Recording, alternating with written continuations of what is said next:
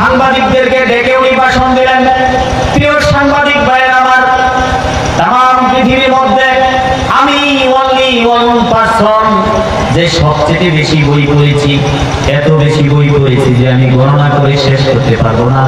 এত বেশি বই পড়ার উদ্দেশ্য ছিল আমি আমার রবকে, আমার সৃষ্টিকর্তাকে আমি খুঁজতেছিলাম, কিন্তু আমি এত প্রচুর পরিমাণে বই পড়েছি কিন্তু কোন বইয়ের মধ্যে আমি আমার রবকে খুঁজে পাই নাই। ডক্টর ইমিগ্রান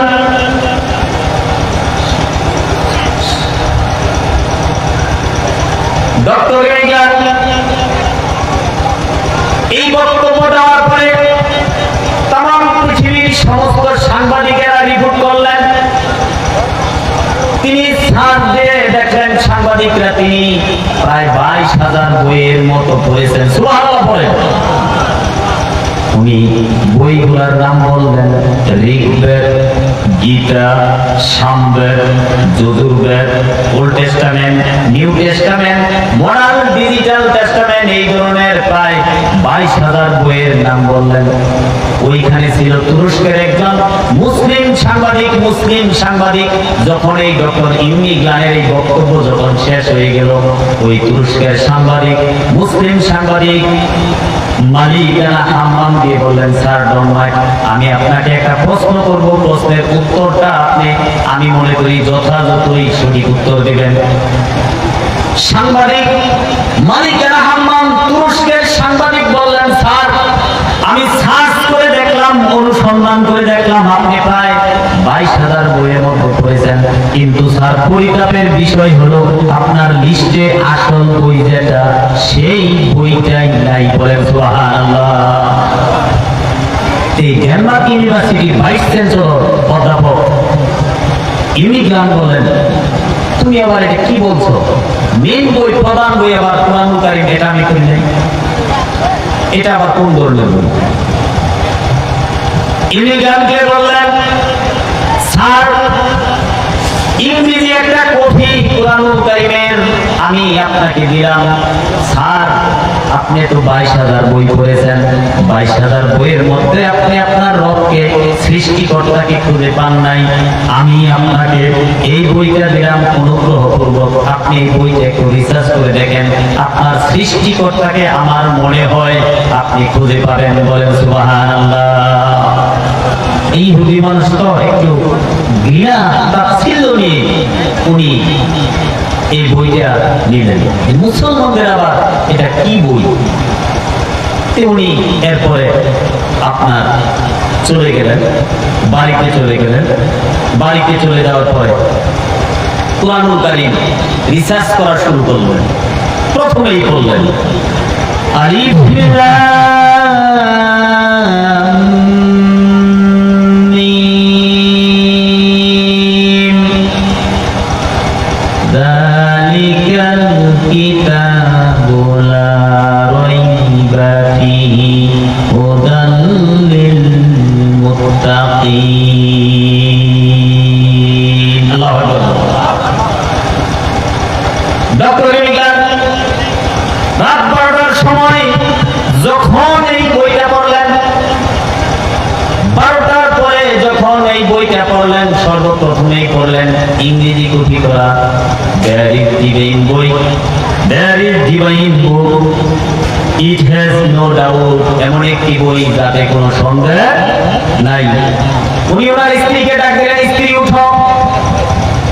এরপরে ডক্টর ইমিগ্রান তার স্ত্রীকে বললেন, স্ত্রী আমার, তাম পৃথিবীতে এত অসংখ্য থাউজেন্ড বই পড়েছি, এত বই পড়ার উদ্দেশ্য ছিল আমি আমার সৃষ্টিকর্তাকে খুঁজে পাই কিনা। আমার স্ত্রী, আজকে মুসলমানদের একটা বই আমি পেয়েছি, এই বইয়ের মধ্যে সর্বপ্রথমেই এই বইটার যে সৃষ্টিকর্তা উনি লিখে দিয়েছেন, এই বইয়ের মধ্যে সন্দেহ তো দূরের কথা, কোনো ভুলের অবকাশ নাই। স্ত্রী বললেন, দেখো তুমি কিন্তু এই ডেনমার্ক ইউনিভার্সিটির একজন ভাইস চ্যান্সেলর, জাতীয় অধ্যাপক, সত্যি করে বলছি এই বইটার মালিক কিন্তু থাকে আসমানে উপরে থাকে। তুমি যদি এই বইটা নিয়ে বেশি বাড়াবাড়ি করো তাহলে তোমাকে কিন্তু মানুষ জঙ্গি বলবে, তোমাকে মৌলবাদ বলবে, মৌলবাদী আইনে, ধর্ম বিরুদ্ধের আইনে তোমাকে কিন্তু জঙ্গি বলে তোমার কিন্তু এই ডেনমার্ক ইউনিভার্সিটি থেকে শেষ করে দিবে। স্ত্রীকে বললেন, ও আমার স্ত্রী, প্রত্যেক বইয়ের মধ্যে প্রত্যেকটাই রাইটার বলে দেয় বইয়ের মধ্যে ভুল ত্রুটি হতে পারে, পরবর্তী সংস্করণে সংশোধন করা হবে, কিন্তু এই বইটার যে মালিক তিনি লিখে দিয়েছেন এটি এমন একটি বই যে বইয়ের মধ্যে ভুল তো দুরুস্তান কোনো সন্দেহের অবকাশ নাই। বলেন না সুবহানাল্লাহ। স্ত্রীকে বললেন, স্ত্রী বললেন, স্বামী এই বইটার মালিক থাকে উপরে, তুমি যদি মুসলমানদের এই বইটা নিয়ে যদি বেশি বাড়াবাড়ি করো তাহলে তুমি কিন্তু জাতীয় ভাইস চ্যান্সেলর, তাহলে তোমার কিন্তু সমস্যা হতে পারে। ডক্টর ইলিগান বললেন, ও স্ত্রী আমার, যত সমস্যাই হোক, যদি এই বইটা প্রকৃতপক্ষেই যদি আমার আল্লাহ তাআলার হয়ে থাকে তাহলে আমি হাজারবার আমার খ্রিস্টান জীবনটা আমি এই কুরআনুল কারীমের কাছে বিসর্জন দিতে রাজি আছি। বলেন না সুবহানাল্লাহ। একটা খ্রিস্টান first line of the holy Quran, প্রথম লাইনটা পড়েই যদি তার মানসিক এতটা চেঞ্জ আসতে পারে, আর আমাদের মুসলমানদের সামনে কোরআনের আয়াত এত পড়া হয় তারপর আমাদের পরিবর্তন হয়। সম্মানিত হাজিরিন, এইভাবে ডক্টর ইলিগান বইটা পড়তে শুরু করলেন। শুরু করতে করতে 1 বছর, 2 বছর, 3 বছর যখন হয়ে যায়, 3 বছর স্টাডি করার পরে একদিন তার স্ত্রীকে তিনি জিজ্ঞাসা করলেন, স্ত্রী, এতদিন আমি যে আমার রবকে খুঁজতেছিলাম, আমি আমার রবকে পবিত্র কুরআনুল কারীমের মধ্যে খুঁজে পেয়েছি। বলেন না সুবহানাল্লাহ। আপনারা আছেন তো ময়দানে? আছেন তো? কারা কারা আছেন দেখি তো একটু হাত তুলে নিলে। হে তাকবীর! আল কোরআনের আলো, আল হাদিসের আলো, আলেম ওলামা যেখানে, আল কোরআনের আলো, লিল্লাহি তাকবীর। সম্মানিত উপস্থিতি, আপনারা যে আলোচককে আজকে এখানে পাইছেন, মাহমুদুল ভাই শুধু ঢাকা থেকে এসেছে। উনি একজন ইন্টারন্যাশনাল ইসলামিক স্কলার, আন্তর্জাতিক খ্যাতি সম্পন্ন এই ভাই। এত বড় মাপের আলোচক, আপনারা ভাগ্য গুণে আল্লাহ তাআলা কবুল করছে এই কুড়ি বাংলাবাসীকে এই মাদ্রাসার জন্য ভাইকে দিয়ে গেছেন। পরে আলহামদুলিল্লাহ। ডক্টর ইলিগান বলতেছে, স্ত্রী আমার, আমি আমার রবকে খুঁজে পেয়েছি। স্ত্রী বললেন, কিভাবে খুঁজে পেয়েছো? ডক্টর ইলিগান বললেন, লন্ডনে খুঁজে পেয়েছি। স্ত্রী বললেন, লন্ডনে আবার কেমন রব থাকে? ভাইয়েরা আমার, রব অর্থ 1 নম্বরে করেছি সৃষ্টিকর্তা। কি করেছে 1 নম্বরে বলেন? সৃষ্টিকর্তাকে আল্লাহ নিজে করেছে। 2 নম্বর অর্থটা, 2 নম্বর হলো হাকিম, আইনদাতা, বিধানদাতা। এইটার আলোচনা করি আমি অল্প সময়ের মধ্যে আমার আলোচনা শেষ দিই। ডক্টর ইলিগান বললেন, স্ত্রী আমার, আমি লন্ডনে আমার রবকে পেয়েছি। স্ত্রী বললেন, কিভাবে তুমি লন্ডনে তোমার রবকে খুঁজে পেয়েছো? একটু বলো না। ওই লন্ডনে 40 জন ডাক্তার মিলে ঝগড়া লেগেছে। কি লেগেছে বলেন? ডক্টর ইলিগান বললেন, স্ত্রী আমার, লন্ডনে 40 জন ডাক্তারের মধ্যে ঝগড়া লেগেছে মায়ের মাতৃগর্ভে কিভাবে আল্লাহ তাআলা মানুষ সৃষ্টি করে, কিভাবে সৃষ্টি করে, এই বিষয় নিয়ে 40 জন ডাক্তারের মধ্যে ঝগড়া লেগেছে। 40 জন ডাক্তারের মধ্যে একজন ডাক্তার মুসলিম, 39 জন ডাক্তার হলো খ্রিস্টান। 39 জন ডাক্তার বলে পুরুষের মেরুদণ্ডের মধ্যে বাচ্চা থাকে, সেইখানে স্বামী স্ত্রীর মিলন ঘটানোর পর সেইখানে মাতৃগর্ভে তারপরে সন্তানটা বড় হয়। মুসলিম ডাক্তার বলে না, পুরুষের মেরুদণ্ডের মধ্যে বাচ্চা থাকে, মায়ের গর্ভের ভিতরে বাচ্চা থাকে না। এইভাবে 40 জন ডাক্তারের মধ্যে ঝগড়া লাগার পরে আপনার 39 জন ডাক্তার খ্রিস্টানরা বলে না, মাতৃগর্ভে বাচ্চা থাকে। 39 জন ডাক্তারের মধ্যে 39 জন ধরেই হলো খ্রিস্টান, আর 40 জনের মধ্যে একজন হলো মুসলিম। মুসলিম বলে না, পুরুষের মেরুদণ্ডের মধ্যে বাচ্চা থাকে। খ্রিস্টান ডাক্তারদেরকে বলে, ও আমার খ্রিস্টান ডাক্তারেরা, তোমরা যদি জানো, দেখতে পাও যে পুরুষের মেরুদণ্ডের মধ্যে বাচ্চা থাকে, তাহলে তোমরা বিভিন্ন যন্ত্রের মাধ্যমে, সেটা ইঞ্জেকশনের মাধ্যমে বের করে নিয়ে এসে এরপরে মাতৃগর্ভে যেভাবে ইচ্ছা সেভাবেই তোমরা পুশ করবা। এই জন্য এই বাচ্চা কিভাবে আল্লাহ তাআলা রাখছে তোমাদের দেখার কোনো কায়দা নাই। সুবহানাল্লাহ বলেন। আচ্ছা, 39 জনের মধ্যে 39 জনের যে রায় দিব, এটা সঠিক হবে না? একজনের যে রায় দিব এটা সঠিক? 39 জনেরটাই সঠিক। এরপরে মুসলিম ডাক্তার বলে, প্রকৃতপক্ষেই যদি তোমরা মাতৃগর্ভে কিভাবে বাচ্চা থাকে এটা যদি তোমরা দেখতে চাও, তাহলে স্বামী স্ত্রীকে মিলন ঘটানোর পরে সেটা 40 দিন পরে তোমরা তারপরে পরীক্ষা করো। 40 দিনের মধ্যে ওই একটা মেয়েকে, তারপরে গর্ভবতী একটা মেয়েকে তারা লেবে নেয়। লেবে নেওয়ার পরে তারা কি করে, সেখানে পরীক্ষা করে। পরীক্ষা করার পরে দেখে সেই মাতৃগর্ভে ওভাল ডিম্বাকৃতি যে মায়েদের রেহেম যেখানে থাকে, সেইখানে একটা কিছু দেখা যায়। মুসলিম ডাক্তারকে বলে, ও মুসলিম ডাক্তার, বল বেটা, কোথায় কোথায় কোরআন বলিস আর তুই বলিস পুরুষের মেরুদণ্ডের ভিতরে নাকি বাচ্চা থাকে, বল এই যে মেয়েটাকে গর্ভবতী হয়েছে, এর বাচ্চা কিভাবে আসছে, পেটের ভিতরে ওভাল ডিম্বাকৃতির ভিতরে কি হয়েছে? ডাক্তার পবিত্র কোরআন, মুসলিম ডাক্তার পবিত্র কোরআনুল কারীম থেকে তেলাওয়াত করে, সুম্মা জাআলনাহু নুতফাতান ফি করারিন মাকিন। তোমরা যেটাকে বলেছ যে কিছুই হয় নাই, ওইখানে আমার আল্লাহ রাব্বুল আলামিন মায়ের গর্ভে রেহেমের মধ্যে আল্লাহ রাব্বুল আলামিন সুরক্ষিত অবস্থায় এই বাচ্চাটাকে আল্লাহ রাব্বুল আলামিন সুরক্ষিত অবস্থায় মাতৃগর্ভে রেখেছে। বলেন না সুবহানাল্লাহ। এরপরে 40 দিন পর আবার যখন ওই মেয়েটাকে লেবে নেওয়া হয়, লেবে নেওয়ার পরে ওই 39 জন ডাক্তার পরীক্ষা করার পরে ওরা বলে, পেটের ভিতরে আল্ট্রাসোনোগ্রাম করার পরে বলে, এটা যে জিনিসটা দেখা যায় একটা গুস্তের একটা রক্তের টুকরার মতো দেখা যায়, জমাট রক্ত, বিনা ওয়েটে যদি কারো পেটের ভিতরে, অর্থাৎ কোনো জায়গায় যদি কোনো কিছু তৈরি হয়, সেটা ওরা ক্যান্সার বলে। যদি চামড়ার ভিতরে, মেডিকেল সায়েন্সে চামড়ার ভিতরে যদি কোনো কিছু তৈরি হয়ে যায় মানুষের বিনা ওয়েটে, সেটাকে ওরা ক্যান্সার বলে। 39 জন ডাক্তার লিখে দিল, এটা কোনো বাচ্চা না, এটা হলো ক্যান্সার। এই মুসলিম ডাক্তার, তুই বল বেটা কি? মুসলিম ডাক্তার বলেন, ও খ্রিস্টান বিজ্ঞানীরা, তোমরা যেটাকে ক্যান্সার বলে চালিয়ে দিচ্ছ, ওটা ক্যান্সার না। আপনি কোরআনুল কারীম থেকে তেলাওয়াত করলেন, সুম্মা খলাকনান নুতফাতা আলাকা। আল্লাহু আকবার বলেন। ও খ্রিস্টান ডাক্তাররা, তোমরা যেটাকে ক্যান্সার বলে সাব্যস্ত করে দিয়েছো, ডাক্তাররা আরএক্স এর বাম পাশে যেরকম লিখে দেয় ক্যান্সার, মুসলিম ডাক্তার লিখে দিল ওটা ক্যান্সার না। ও ডাক্তারেরা, তোমরা যে বীর্যটাকে এতদিন তোমরা যেটা দেখেছো, আল্লাহ রাব্বুল আলামিন সেটাকে একটা জমাট রক্তে পরিণত করেছে। সুবহানাল্লাহ।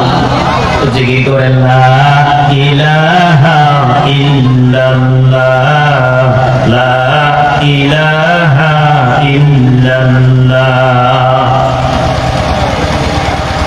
আল্লাহর জিকির করতে হয় না, ডর করে নাকি? ডর তো আমাদের, আমরা সেই 17 বছর থেকে মুখ খুলে কথা বলতে পারি না, আমাদের ডর। আপনাদের ডর কি? একটু জিকির করেন, লা ইলাহা। দেখি কুড়িবাঙ্গার ভাষায় কিরকম সাউন্ড দিতে পারে।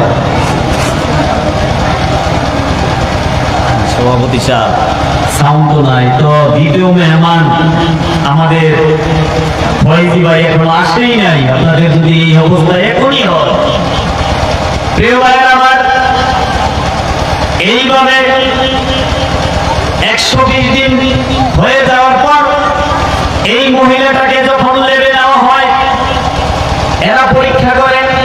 পরীক্ষা করার পরে ওরা দেখে গোস্তের টুকরার মধ্যে একটা অলরেডি একটা হাড় ঢুকে গেছে। সুবহানাল্লাহ।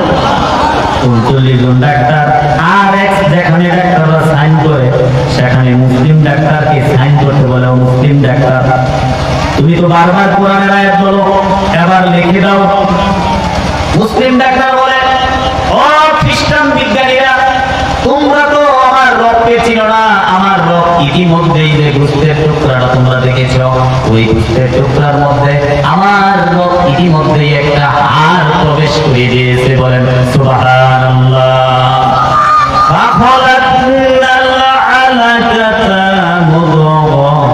তোমরা ইতিপূর্বে যে গোশতের টুকরাটা দেখেছো, ওই গোশতের টুকরার ভিতরে আমার আল্লাহ রাব্বুল আলামিন একটা হাড় ঢুকিয়ে দিয়েছে। সুবহানাল্লাহ। তখন এই মুসলিম বিজ্ঞানীরা, ইহুদি বিজ্ঞানীরা, খ্রিস্টান বিজ্ঞানীরা আশ্চর্যিত হয়ে গেল, কিভাবে সম্ভব।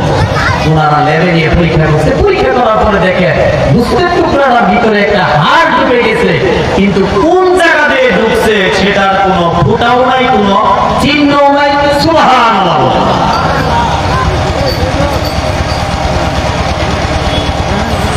ইসরায়েলের 39 জন বিজ্ঞানী মুসলিম বিজ্ঞানীকে জিজ্ঞাসা করলো, ও ভাই, আমরা তোমার কাছে সারেন্ডার ভাই, এই যে গোশতের টুকরার ভিতরে হাড় ঢুকে গেছে,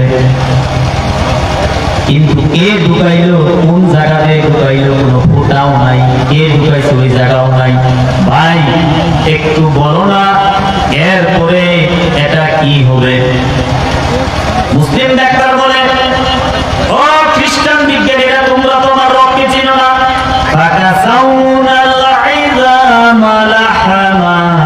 তোমরা যে গোশতের টুকরাটা দেখেছো, আল্লাহ রাব্বুল আলামিন সেই গোশতের টুকরার মধ্যে আল্লাহ রাব্বুল আলামিন সুন্দর করে মজবুত করে একটা হাড় প্রবেশ করিয়ে দিয়ে একটা বাচ্চার আকৃতির মতো গঠন করে দিয়েছে। সুবহানাল্লাহ বলেন।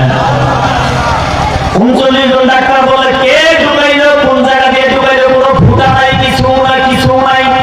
মুসলিম ডাক্তার কোরআনুল কারীম থেকে বলল, ও আমার খ্রিস্টান ডাক্তার, খ্রিস্টান বিজ্ঞানীরা, তোমরা তো আমার আল্লাহকে চিনো না। আলাইসাল্লাহু বিআহকামিল হাকিমিন, যিনি প্রবেশ করিয়েছেন তিনি হলেন আমাদের রব হাকিম। সুবহানাল্লাহ বলেন। 39 জন ডাক্তার এবার মুসলিম ডাক্তারের কাছে সারেন্ডার হয়ে গেল। কিভাবে আসলো, সম্ভব হয়ে গেল।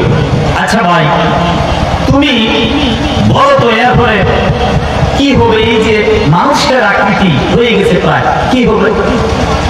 মুসলিম ডাক্তার কোরআনুল কারীম থেকে উত্তর দেয়, ও খ্রিস্টান ডাক্তাররা, তোমরা শোনো, ওয়া নুকিরু ফিল আরহাম, আল্লাহ রাব্বুল আলামিন এই যে গোশতের ভিতরে হাড় ঢুকিয়ে দিয়েছে আল্লাহ রাব্বুল আলামিন, এরপরে ধীরে ধীরে আল্লাহ রাব্বুল আলামিন এই হাড়টাকে আল্লাহ রাব্বুল আলামিন মাতৃগর্ভে সুরক্ষিত অবস্থায় 10 মাস 10 দিন রাখবে। সুবহানাল্লাহ বলেন। ইহুদি খ্রিস্টান বিজ্ঞানীরা বলল, ও আমার ভাই, 310 দিন 10 মাস 10 দিনে কি করবে। মুসলিম ডাক্তার বলল, ভাইরা আমার, তোমরা শোনো, এরপরে আল্লাহ রাব্বুল আলামিন কি করবেন সেটাও কোরআনুল কারীমের মধ্যে বলে দিয়েছে। তুম্মা নুখরিজুকুম তিফলা, আল্লাহ রাব্বুল আলামিন শিশু আকারে এই মাতৃগর্ভে থেকে এই শিশু আকারে শিশুর আকৃতি দিয়া আল্লাহ রাব্বুল আলামিন একে দুনিয়ার মধ্যে বাহির করবে। সুবহানাল্লাহ। প্রিয় ভাইরা আমার, এইভাবে খ্রিস্টান বিজ্ঞানী ডক্টর ইমিগ্রান এই ঘটনা বলতে বলতে তার স্ত্রীকে বলেন, হে স্ত্রী আমার, আল্লাহ রাব্বুল আলামিনকে আমি আমার রবকে সেই লন্ডনে খুঁজে পেয়েছি। ভাইরা আমার, রবের 1 নম্বর অর্থ করেছিলাম সৃষ্টিকর্তা, 2 নম্বর অর্থ হলো হাকিম, বিধানদাতা। এইভাবে রবের 7টা অর্থ আছে। 7টা অর্থের মধ্যে যদি আমরা 7টা অর্থ করি, অনেক সময়ের প্রয়োজন। এই যে আল্লাহ রাব্বুল আলামিন মাতৃগর্ভে, যে আল্লাহ রাব্বুল আলামিন মায়ের গর্ভে আমাদেরকে ছোট্ট আকৃতি দিয়ে আস্তে আস্তে আল্লাহ রাব্বুল আলামিন যে বড় করেছেন, বলেন এই তামাম পৃথিবীতে আমরা আসার পূর্বে মাতৃগর্ভে আমরা সবাই ছিলাম কি ছিলাম না? বলেন বলেন।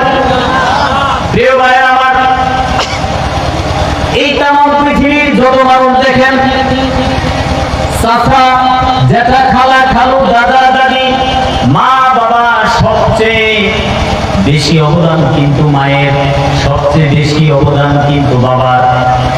এই যে 10টা মাস কনকনা শীতের মধ্যে মা কিন্তু আমাদেরকে লালন পালন করেছেন। প্রিয় ভাইয়েরা আমার, শত শত বছর আগে মা এই পৃথিবীর মধ্যে নাই, বাবা পৃথিবীর মধ্যে নাই, কিন্তু সন্তান বাবার খবর নেয় না, মায়ের খবর নেয় না। আল্লাহ তাআলা মায়ের গর্ভে সৃষ্টি করেছেন, কিন্তু মা জননী এই 10 মাস 10 দিনে কষ্ট পায় কি পায় না? কথা বলেন। সে বাবার জন্য আমাদের দোয়া করা দরকার আছে না নাই? বলেন, আছে না নাই? আজকে যাদের অবদানের কারণে আমরা কথা বলতেছি, কথা শুনতেছি, পৃথিবীর তামাম পৃথিবীর মধ্যে শ্রেষ্ঠ হলো সেই পিতা মাতা। আমরা সকলে আমাদের পিতা মাতার জন্য একটা ইসলামী সঙ্গীতের মাধ্যমে দোয়া করবো। সবাই রাজি আছেন তো? সবাই রাজি আছেন? আমার সাথে সবাই দোয়া করেন, করেন। হে দয়াময়, তুমি জান্নাতে দিও আমার বাবাকে। বলেন আমিন। হে দয়াময়, তুমি জান্নাতে দিও আমার মাকে। চলে গেছো অনেক দূরে, আমাকে একা ফেলে চলে গেলে বহু দূরে। মা গো,